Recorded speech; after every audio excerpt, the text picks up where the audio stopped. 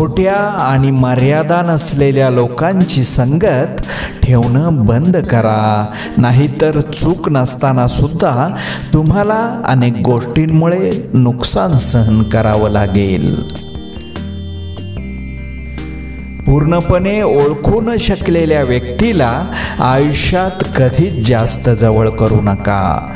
कोणाचा उद्देश काय असेल आणि कसा असेल हे वेळेवर कळण्यापेक्षा आधीच आपण माहीत करून घेतलेलं चांगलं.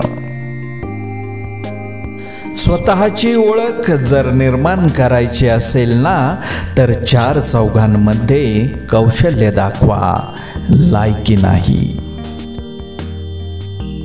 परिस्थिती हा सगळ्यात मोठा गुरु आहे, कारण आयुष्यात जगायचं कसं हे आणि कोणाशी वागायचं कसं हे परिस्थितीशिवाय दुसरं कुणी शिकवू शकत नाही.